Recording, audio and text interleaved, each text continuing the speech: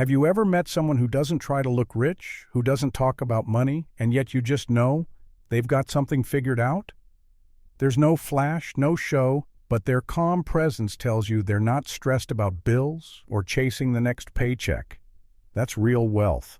And the shocking part is, most people completely miss it. We're taught to look for signs of success on the outside: cars, clothes, houses, titles.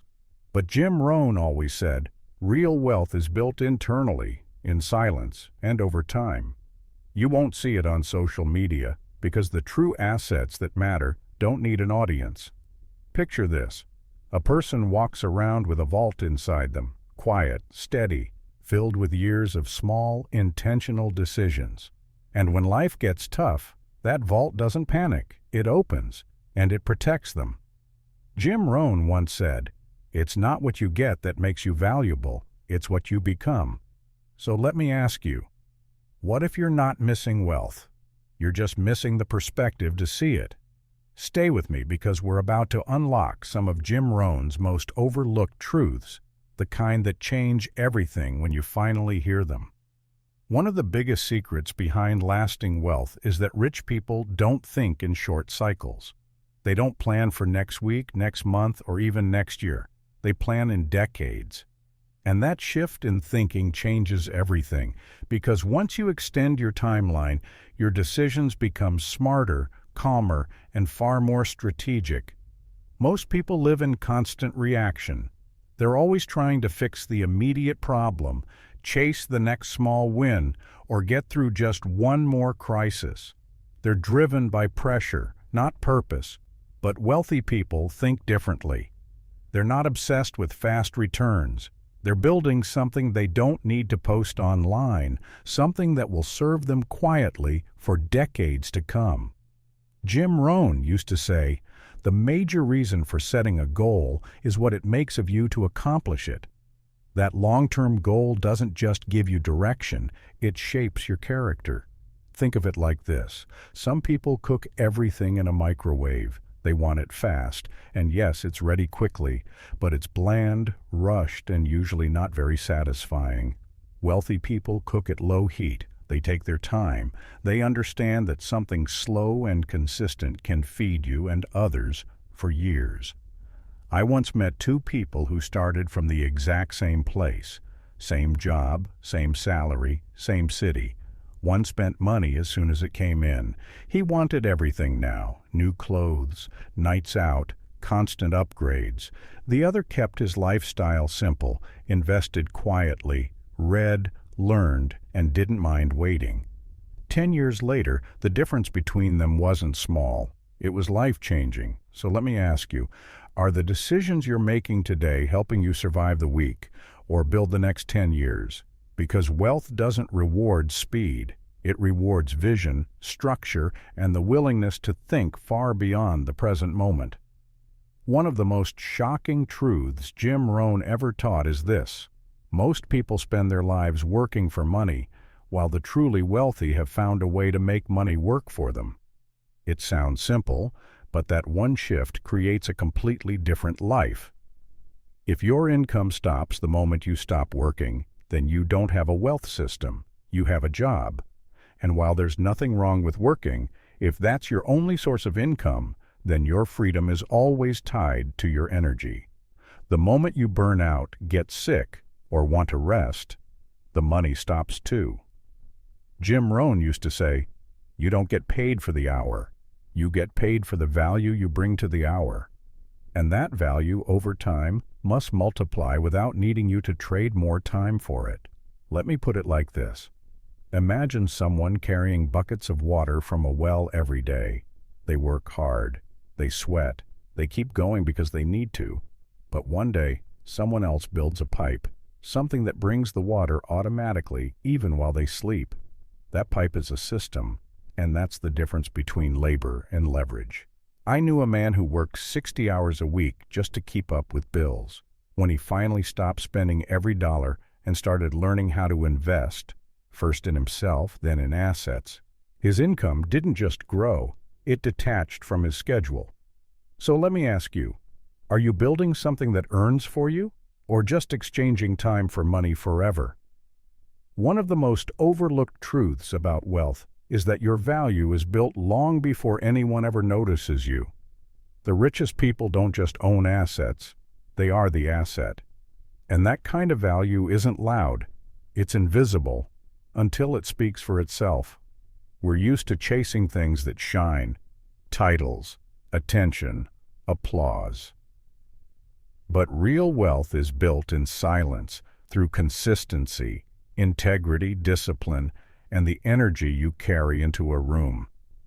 You don't see it on paper, but the right people feel it immediately. Jim Rohn once said, "Success is something you attract by the person you become." That means wealth comes not by chasing, but by building a version of yourself so valuable that opportunities are drawn to you. Let me give you a picture. Imagine a field full of ordinary dirt. People walk past it every day thinking there's nothing there, but underground there's gold. And only the one who's patient enough to dig, not just look, will ever discover it. I knew a woman who never had the fanciest degree or the biggest network, but she made everyone around her feel heard, safe, and clear. Over time, that quiet skill became the foundation of a business others begged to be part of. So let me ask you, and I'd love for you to drop this in the comments. What's one internal value you're building right now, even if no one else sees it yet? Because the riches that last are often buried deep, and the people who understand that don't need to prove anything. Let me tell you something most people don't realize. Wealth doesn't respond to your passion, your excitement, or even your hustle. It responds to your structure, your plan, your consistency. If your finances depend on how you feel each day, you'll always be broke by Monday. We've been sold this romantic idea that if you just believe hard enough or stay motivated, the money will show up. But emotion without structure is like pouring water into a bucket full of holes. No matter how much effort you give, it leaks out. Let me paint a picture. Imagine trying to build a house without a blueprint. You just stack bricks wherever you feel like it each day. One day you feel inspired, so you build fast. The next, you're tired, so you stop. In the end, it's not a house. It's a mess. But if you had a solid plan, followed it step by step, even on the days when you didn't feel like it, you'd build something strong enough to last decades. I remember a man who used to manage his money based on how inspired he felt. Some months he saved a little, others he blew it all on random whims. He wasn't stupid, he was emotional. When he finally created a system, a monthly budget, clear investment rules, automatic transfers, everything changed. Not because he earned more, but because he stopped depending on his moods to make money decisions. The truth is, emotion is a powerful engine, but without rails, it goes off track. Structure is what keeps the train moving toward freedom, even when you're tired, distracted, or scared. So let me ask you this. Are you managing your money based on a system, or just on how you happen to feel this week? Because emotion is fleeting. But structure, that's what wealth respects.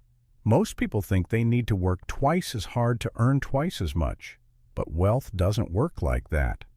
There's a limit to how many hours you can work. There's no limit to what can happen when your efforts are multiplied. That's what leverage is. It's using the same effort, but setting it up so the output keeps growing, even without you doing more. It's not about being lazy, it's about being strategic, and the rich understand this deeply.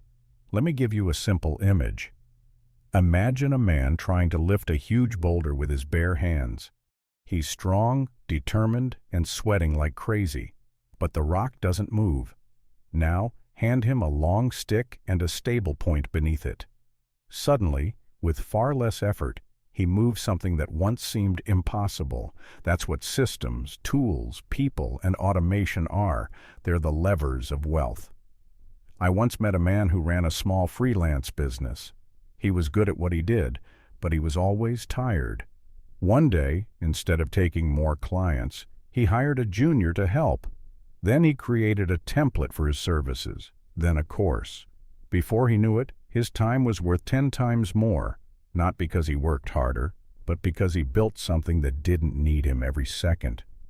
You don't have to burn out to break through, but you do have to think bigger than hard work. Ask yourself, how can I make this result repeat without needing to repeat the effort? Because your energy is limited, but the systems you build with that energy, those can outlive you. If you wait until you're ready, you'll wait forever.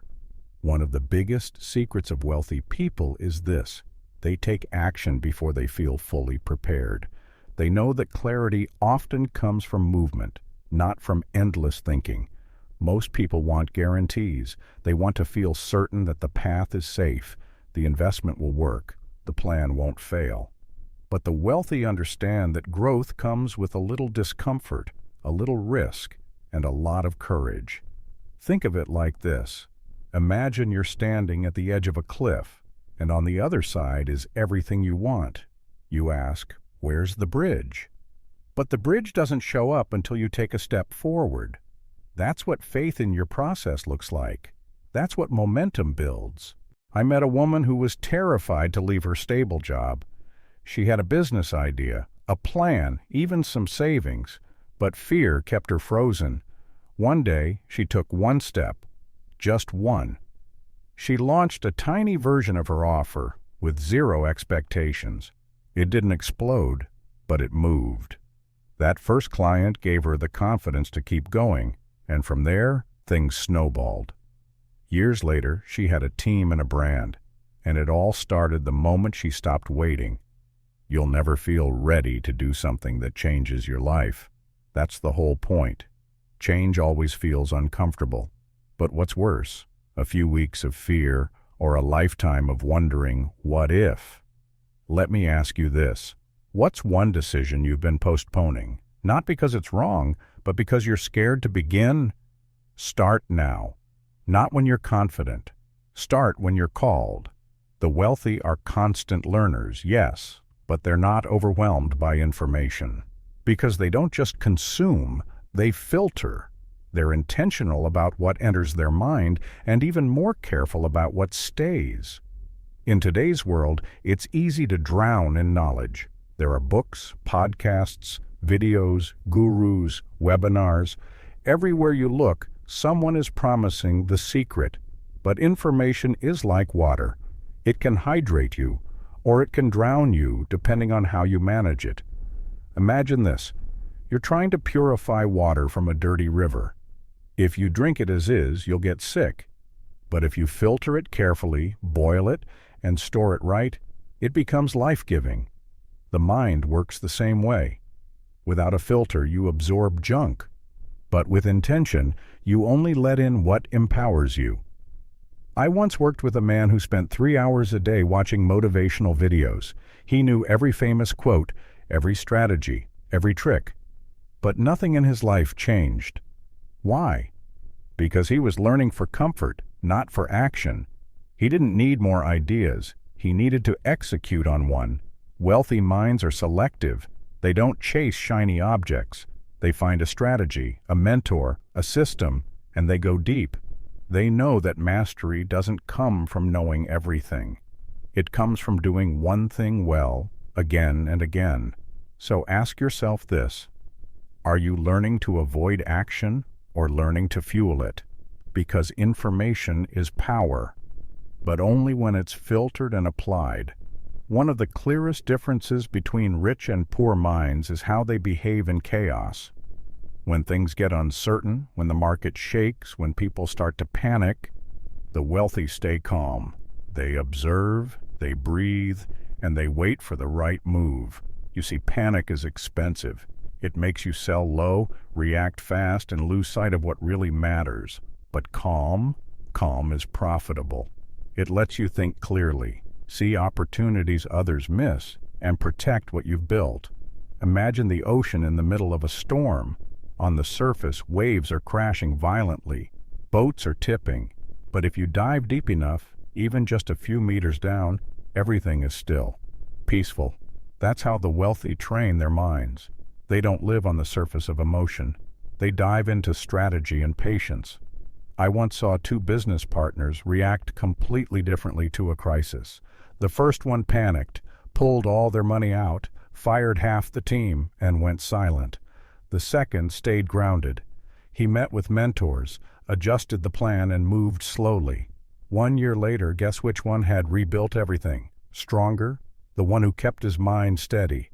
Emotions are real, but if they run your financial life, you'll be dragged by every wave that comes.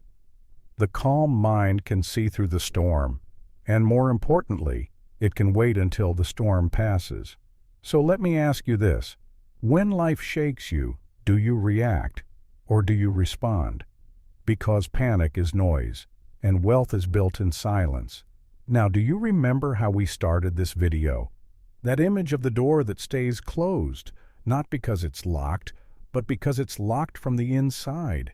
That door represents your potential, your mindset, your beliefs about wealth. So many people stand in front of it, pushing, begging for life to open up, when the truth is, they're the ones holding the key from within.